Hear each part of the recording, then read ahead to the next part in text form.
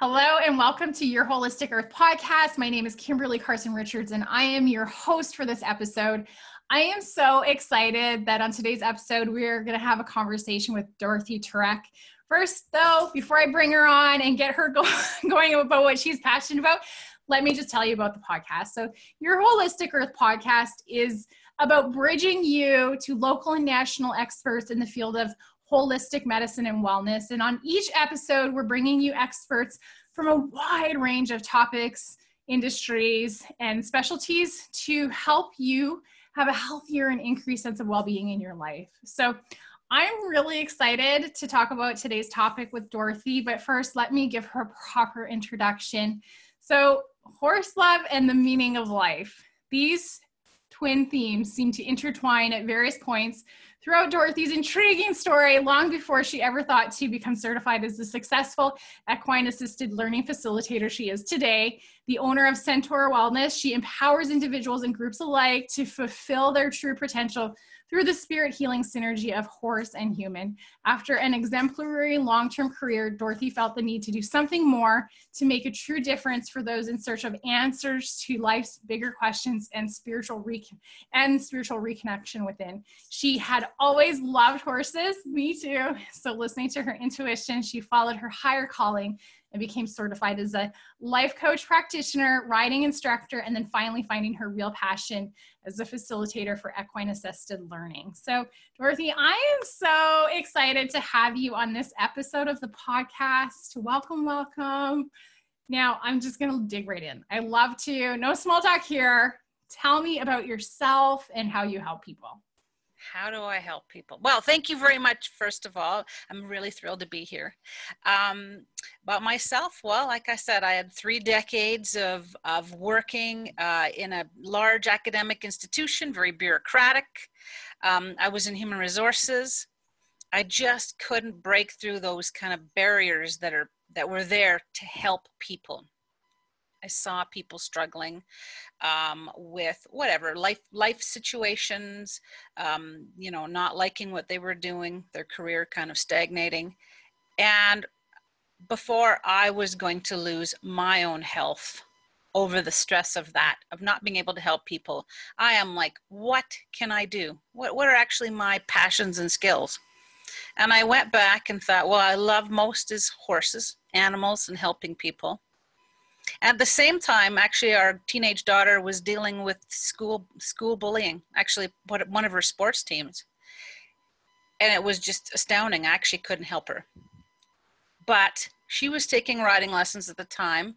The horse she was using turned up lame. As luck would have it, the coach said, take that horse out of the field. Let's use him. And I'm like, oh, he's a bit of a crazy one, isn't he? She brought him in. He took her to the end of the arena. You could see the emotion from my daughter flooding through him. He was taking her sadness and anger and grounding it down. And I had a light bulb moment. I'd had horses for 20 years and I never knew that they could do this for people. I knew that all the other things we could do, ride them or, have them pull things, show them. But I didn't know they were that in tune to our energy and that they were instinctively wanting to help us. And I'm like, oh man, I need to know how to do this. I need to get some training to figure out how to help people the same way. So that's what I did. I love that. I am almost in tears. That's really beautiful. I feel the same way. We were just discussing before we were on video that, I love horses. And I think too, I like lots of little kids, right? There's just something very, like as a empathic person, I just feel very called to their energy. So that's really beautiful. Thank you for sharing that story. Yeah. So I would love to know, share with the people watching, what is equine-assisted therapy? What does that involve exactly for people who aren't familiar? Well, I mean, it's an experiential approach to teaching life skills like leadership and effective communication and teamwork skills, using horses as the teachers. But actually, that's just a fancy way of saying that we're using their natural senses and instincts of the horses combined with specially developed exercises to help us not only uncover those inner roadblocks of all the various types of, relationships, whatever, to uncover them, to make them aware to you as the person who's doing the program. And then you work through it, to develop it, to break through and come to the other side with renewed awareness or renewed skills, like in communication or setting boundaries, leadership. So that's what we're using. I love that so much. Yeah. And so, okay, I'm going to sidetrack and we'll get back on topic. But so one of the more recent experiences with the horses I had, because I hadn't been around them for a while, what surprised me is how, like as groups, they actually, they're almost like teenagers. Like not all horses like get along, and they have like really unique personalities. So I guess when you're working with a group of people, do you have to like keep that in mind when you're doing the therapy? Do you have to find the right horse for the right person, or is it just like this intuitive thing where they just kind of like meld up and work together? What do you think? Well, honestly, I mean, horses have different personalities, which you noticed, like people do. And if I do have a group of very unsure women, I might not use one personality of horse who's a little bit more, he can be a little more cheeky, right? Yeah. I might bring in that quieter one to start with. But I'll tell you, once you got your feet under you and you got your understanding what it is you need to do to help that horse, you might bring in, so I can change back and forth. And you just pointed out one of the reasons why we use horses and not dogs. Horses are prey animals.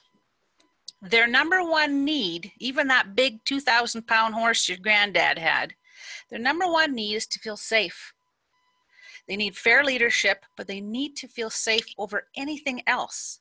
So what we bring to those sessions and what we develop is that leadership. They're looking for fair leadership. They're actively, constantly looking for it.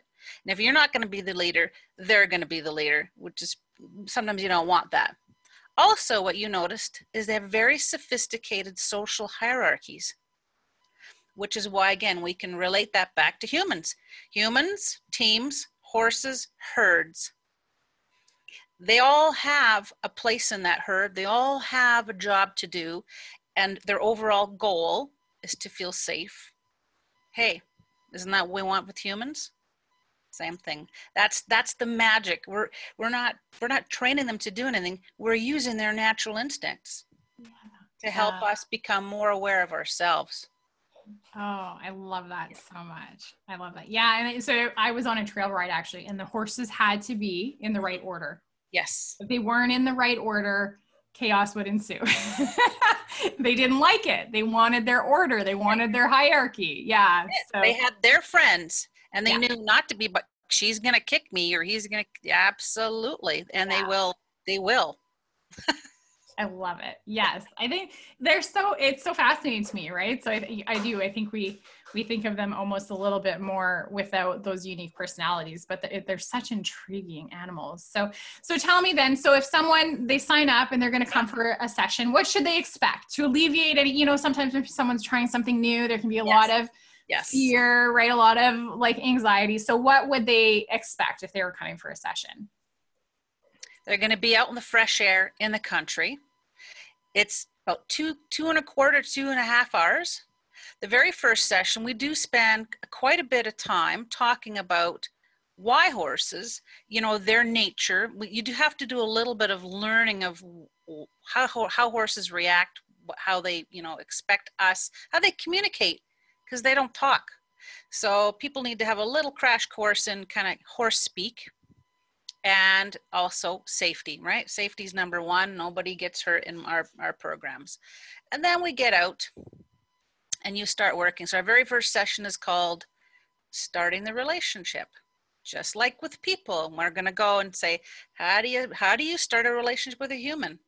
How would we do with a horse? So every exercise they do always relates back to what can we use in our own real life. You know, there's no point just going to a barn and learning how to do stuff with horses.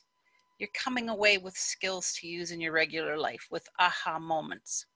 So that's your first session. I do sessions in packages of 3. And the reason why is oftentimes after that first session, you're only just getting you're getting comfortable around the horse. Things might come up afterwards that really need to be dealt with in another session or 2. Our sessions are sequential, and they build upon the skills of the previous week. So that's why we're going to go. They're going to have fun, by the way. I hope to God they have fun. I mean, there's no point in it being all serious, right? You know, it's non-judgmental.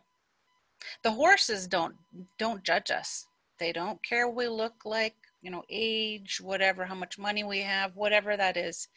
They don't care. So it's a very safe space for people to come as well, to explore stuff, you know, about themselves. Yeah. Love it so much. Okay. That was so good. I love it so much. So now I'm curious, for people that maybe they've been on a trail ride before, like me, like what's the difference? What's the difference between just like going for a ride versus coming and doing the 3 sessions with you where you're doing the assisted therapy? And so I'll just quickly correct you. It's not therapy. Sorry. It's just skills development, which is why we can use it for even teams and businesses as well. Perfect. I'll tell you the difference between the horse that you use in trail riding and my horse is that those horses are specifically trained to actually ignore you guys. So you're up there and you could be kicking or screaming or taking photos. They purposely ignore you. They're tuning you out. Our horses, our teachers, first of all, it's on the ground. We don't ride them because we need them to be completely natural and respond in their own natural way. So while you're out there working with your teammates and your horse is part of your teammates, they're going to respond to your internal state and your external actions. And I actually, as a facilitator, watch the horse. I'm actually not watching the human participants. I mean, I'm making sure they're safe. But I'm watching the horse because the horse will tell me everything I need to know about what's going on in your little group, the interaction, kind of the effectiveness, or maybe some things that need to be thought of.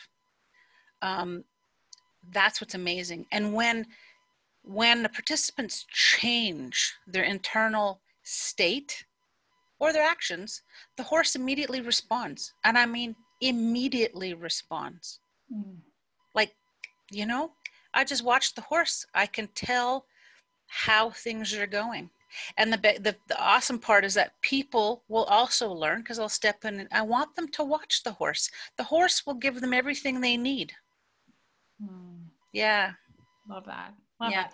So who would this be a good fit for? Because you mentioned, so you do like with sometimes groups will come out or corporate groups, stuff like that. So who do you typically get out coming for this type of sessions? I have worked with people who have experienced bullying at work, like workplace bullying. This is a great adjunct at the end if they've had to go through therapy.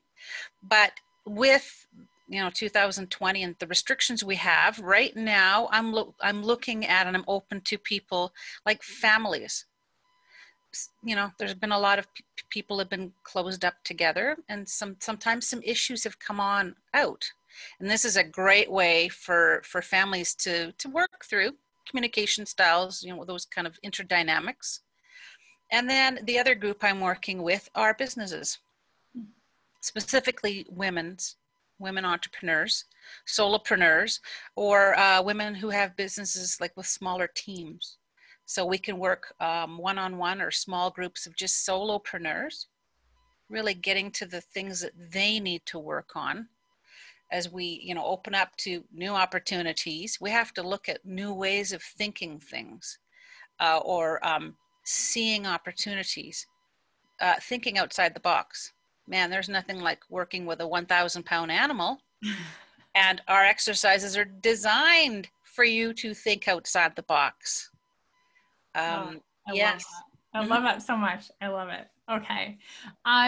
This is so good. So now if someone's interested, where would they go to get more information, Dorothy? So we have a website, and it's centaurwellness.ca. Easy peasy.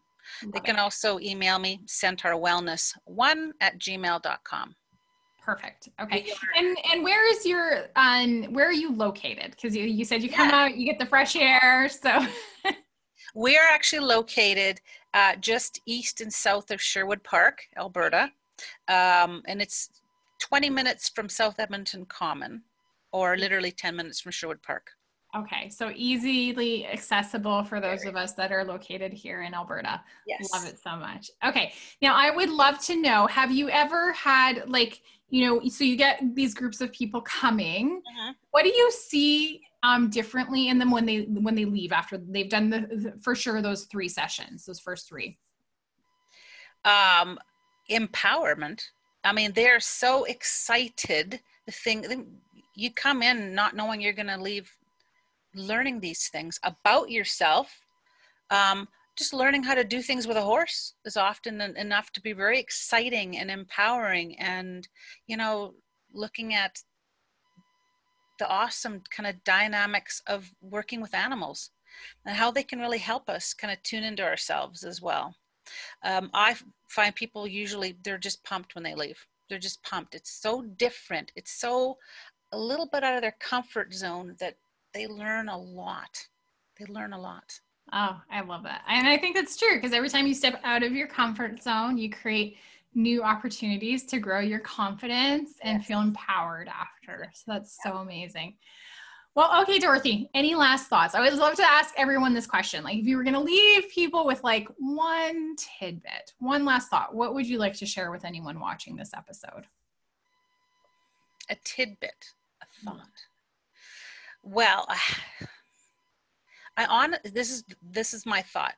I actually can't guarantee people what they will learn, because everybody's situation is different. And so I myself learn something every time I get to interact. It is such a privilege to see light bulb moments, and those aha moments, and those vulnerable moments, and then the smiles and whatever after, and I get so excited about it. The horses are just the vehicle. It's really about the people that come. Yeah. Oh, I love that so much. So it'll be a really unique experience for each person. Yes, absolutely. Love it. Okay. If you're watching this and you're like, yes, I want to try this, you're open to new potential and possibility, we will drop all the information on how you can connect with Dorothy to find out more about the horse-assisted learning in the show notes below. Okay. So Dorothy, thank you so much for sharing with us. This has been fun, because I love horses. It's been so cool to hear about how you are helping people with the use of horses. And I think it's really unique and special. And I love how passionate you are about wanting to help other people. So thank you so much. Thank you so much. I really appreciate it. All right. And for those of you watching or listening to the podcast, go grab the next episode. There's so much more for you to learn from all of these episodes of the Your Holistic Podcast. Thank you so much for being here with us today, and we will catch you on the next one.